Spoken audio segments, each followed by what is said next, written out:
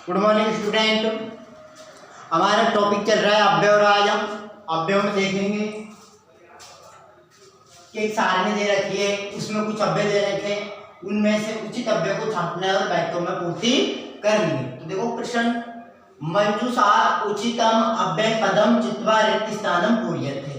मंजूषातेन मंजूषा से, सारणी से उचितम अव्यय पदम, उचितम सही अव्यय पदम अव्यय पद को चित्वयन चुन करके लेकर के रिक्त स्थानम पूर्यते, रिक्त स्थानों की पूर्ति करो।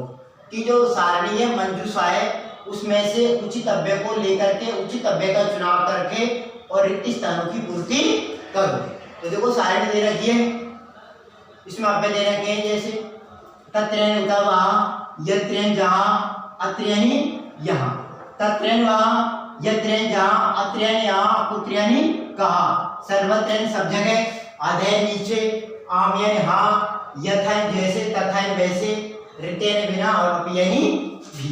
दोबारा देख लो, तत्रेन वहाँ, यत्रेन जहाँ, अत्रेनि यहाँ, पुत्रेनि कहाँ, पुत्रेन कहाँ, सर्वत्र सब जगह, अधे नीचे, अधे यानी नीचे, आम यानी हाँ, यथान जैसे, तथान वैसे, ऋतेन होता बिना और अपयनि भी। तो ये अव्यय दे रखे, इन अव्ययों को छांटना है, वाक्यों की हमको पूर्ति करनी है। जो वाक्यों में रिक्त स्थान उनकी हमको उनकी पूर्ति करनी है। तो देखो पहला वाक्य, ईश्वर है अस्ति, ईश्वर है, भगवान है, भगवान है। अब भगवान कहाँ है, ईश्वर कहाँ है? ईश्वर तो सब जगह होता है, तो क्या आ जाएगा, सर्वत्र यानी सब जगह, सर्वत्र आ गया। क्या आ गया, सर्वत्र में आ गया कि ईश्वर है अस्ति, ईश्वर है, ईश्वर तो सर्वत्र है। अगला है हमारा ज्ञानात ने मुक्ति, ज्ञान ज्ञानात यानी ज्ञान से, नैनी नहीं मुक्ति यानी नैनी नहीं है मुक्ति यानी मोक्ष, ज्ञान से मोक्ष नहीं है। तो ज्ञान के किस चीज से मोक्ष नहीं है, कि ज्ञान के बिना मोक्ष नहीं है, ज्ञान के बिना मोक्ष की प्राप्ति नहीं है, ज्ञान के बिना मुक्ति नहीं है। अब बिना यानी ऋते, ऋते आएगा क्योंकि ऋते यानी होता है बिना, तो ऋते अव्यय का यहाँ पर प्रयोग होगा कि ज्ञानात बिना, ज्ञान के बिना, नैन मुक्ति, मुक्ति नहीं है, तो ज्ञान के बिना मुक्ति नहीं है, तो ऋते यानी होता है बिना, तो यहाँ पर ऋते अव्यय का प्रयोग हो गया।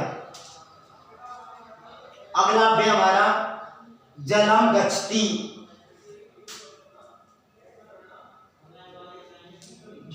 जल में जाता है या फिर जाती है। गच्छति देखो यहाँ पर कोई ऐसा संज्ञा शब्द भी नहीं दे रखा है, ना सर्वनाम शब्द दे रखा, कि यहाँ पर केवल ये जन्म शब्द दे रखा है और यहाँ पर गच्छति दे रखा है। ऐसा नहीं है कि कोई सर्वनाम शब्द दे रखा हो या फिर कोई ऐसा संज्ञा शब्द दे रखा हो, है ना, वाक्य का कर्ता दे रखा हो, ऐसा कुछ नहीं दे रखा। तो जलम गच्छति, जल में जाता है या फिर जल में जाती है। तो जैसे मान लो अगला वाक्य देखो यहाँ पर, अगला है मीने तरती, मीन तैरती है। अब ये मीन आई मछली, तो यहाँ पर ये समझ लो ये वाक्य मछली से संबंधित है। तो जल में जाती है या फिर जल में जाता है, जल में जाता है। अब मान लो कोई जलीय जीव जंतु के बारे में बातें की गई है कि वो क्या जाता है जल में, है ना, जल में जाता है, जब जल में नीचे जाता है। तो देखो यहाँ पर अधे अव्यय दे रखा है, दे रखा है अधे अव्यय, अध्ययन ही आ जाएगा नीचे। वैसे भी आप ये समझ लो जैसे कोई भी वस्तु है, आप उसको क्या है पानी में डालो तो वो पानी में चली जाएगी, है ना। तो जलम अधे गच्छति, जल में नीचे चला जाता है, तो यहाँ पर अधे अव्यय का प्रयोग हो जाएगा, है ना।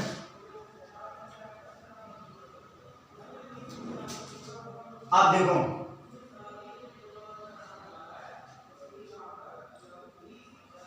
ये तो हो गया हमारा आधे अव्यय का प्रयोग, ठीक है, कि जलम अधे गच्छति, जल के नीचे जाता है, आधे अव्यय का प्रयोग हो गया।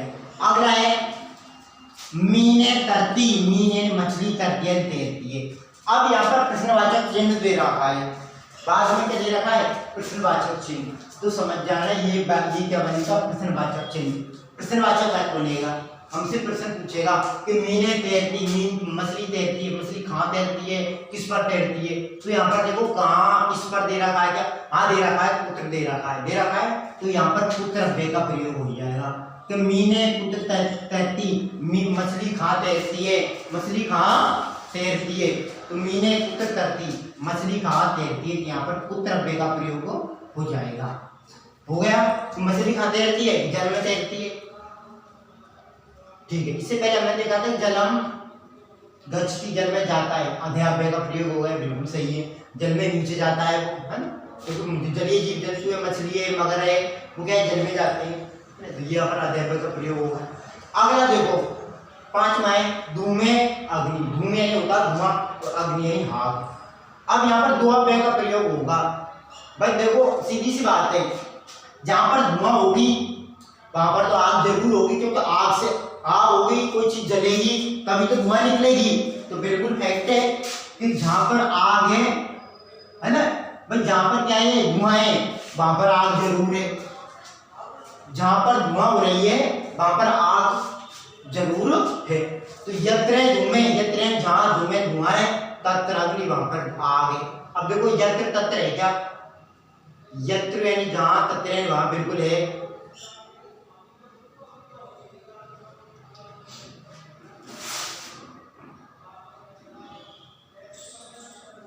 तो यत्र या जाएगा, यत्र का प्रयोग हो जाएगा।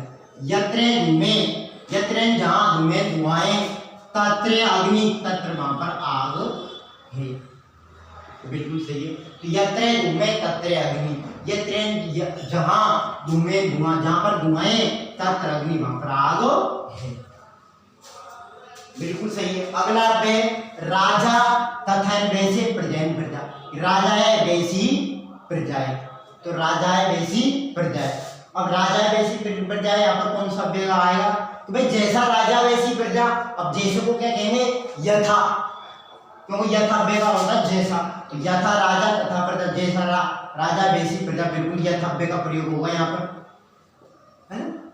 तो वाक्य के अर्थ के आधार पर देखते हैं हम, तो राजा वैसी प्रजा, ये 3 शब्द रहते, राजा है वैसी प्रजा, भाई राजा है वैसी प्रजा। तो कहने का तात्पर्य राजा है वैसी प्रजा। अब यहाँ पर क्या है, इनमें कौन सा अव्यय आएगा, सारे अव्ययों का अध्ययन किया तब मालूम चले भाई यथा ही नहीं होता जैसा, क्योंकि तथा ही नहीं होता वैसा। तो यथा राजा तथा प्रजा, जैसा राजा है वैसी प्रजा है ना। अगला देखो, अगला शब्द हमारा यहाँ पर, अगला वाक्य यथा कर्मे, जैसा कर्म है फलम वैसा ही क्या होगा, फल। भाई जैसा कर्म है वैसा फल, तो यथा ही होता है जैसा और तथा ही होता है वैसा, तो ये आ रहा है तथा, अव्यय का प्रयोग यहाँ पर हो जाएगा, बिल्कुल सही है यहाँ पर ये तथा। तो यथा कर्मे तथा फलम, देखो यहाँ पर आया था ना यथा राजा, इस वाक्य के हिसाब से हो जाएगा, क्योंकि यथा कर्म वैसा फल और यथा राजा वैसी प्रजा। तो यथा आ गया, यहाँ पर दे रखा था यथा कर, ये दे रहा था, तो इस हिसाब से यह पूर्ति हो जाएगी और इस वाक्य के आधार पर इसकी पूर्ति हो जाएगी। यहाँ पर देखो राजा है वैसी प्रजा, तो जैसा कर्म है वैसा फल, तो यहाँ पर तथा आया, यहाँ पर बिल्कुल ये दोनों वाक्य समान है ना। वही अर्थ, जैसे इसका भावार्थ वही है, इसका वही भावार्थ इसका है। वह जैसा राजा वैसी प्रजा, जैसा कर्म वैसा फल, दोनों वाक्य तो अलग अलग वाक्य तो है को, लेकिन इनका क्या है, भावार्थ एक ही है ना। ये यहाँ पर यथा कर्मे तथा कर्म,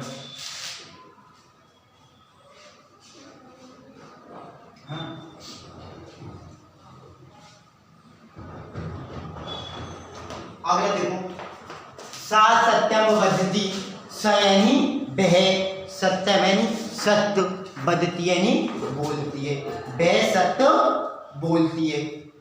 अब देखो यहाँ पर वह सत्य बोलती है, अब इसके आधार पर हम देखते हैं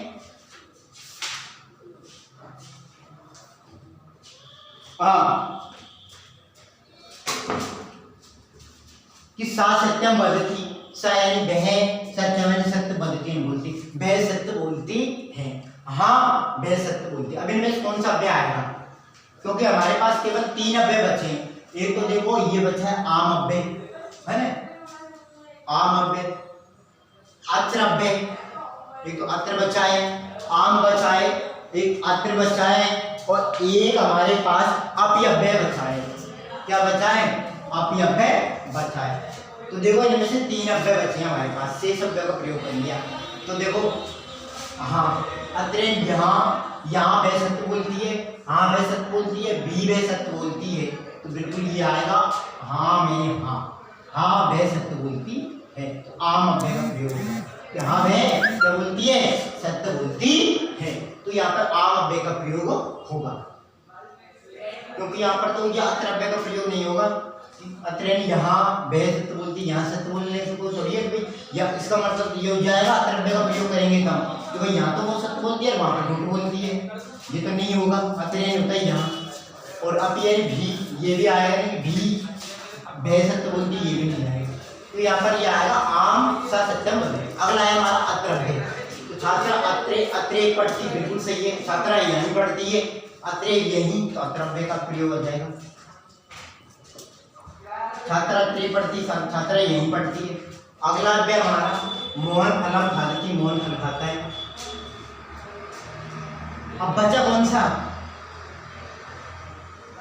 अत्र अव्यय बचा, अत्र का प्रयोग यहाँ होगा। मोहन यहाँ पर क्या करता है, फल खाता है, अत्र अव्यय का प्रयोग होगा। तो ये इस तरीके से हमको अव्ययों का चुनाव करना है।